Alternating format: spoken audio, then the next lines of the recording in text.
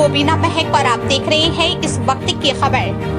पंजाब में कई प्रेम कहानियां दोहराई जाती रही हैं। उन प्रेम कहानियों का कितना असर रहा है वहां के लोगों में और पंजाबी साहित्य में, इसका अंदाजा इस बात से ही लगा सकते हैं कि हीर रांझा, मिर्जा साहिबा, सोहनी महिवाल, सस्सी पुन्नू, श्री फराद, यूसुफ जुलेखा जैसे किस्सों का हमेशा ही जिक्र होता रहा है।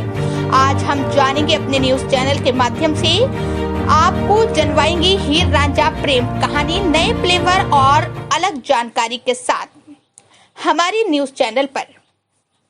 पंजाब में कई प्रेम कहानियां बार बार दोहराई जाती रही हैं। उसमें से एक है हीर रांझा की कहानी।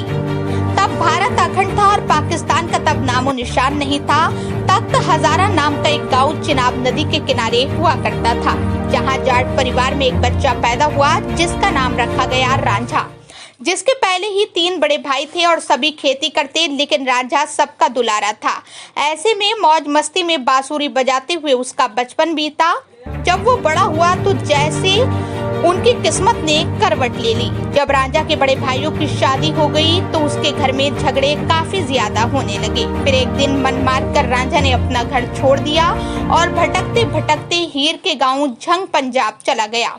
ये गांव अब पाकिस्तान में पड़ता है। इस गांव में ही पहली दफा हीर पर रांझा की नजरें पड़ी और वही उसने हीर को दिल दे दिया।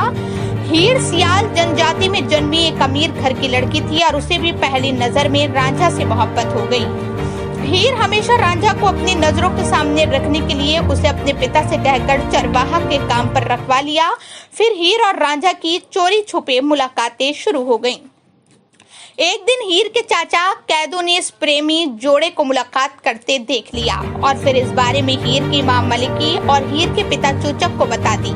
फिर क्या, जैसे ज्यादा प्रेम कहानियों में होता है वही हुआ। 2 प्रेमियों को दूर करने की कवायद शुरू कर दी गई और जल्दी ही सैदा खेड़ा नाम के एक नौजवान से हीर की मर्जी के बिना ही उसकी शादी करवाई गई, जिससे रांझा को गहरा दुख पहुंचा और कनफटे समुदाय के एक फकीर से उसने गुरु दक्षिणा ली और खुद भी फकीर बन गया। उसका हाल बेहाल था। वो गांव गांव गीत गाता और दर दर को भटकता। फिर एक दिन एकाएक वो उस गांव गया जहां पर हीर का ससुराल था और वही उससे मुलाकात हीर से हो गई।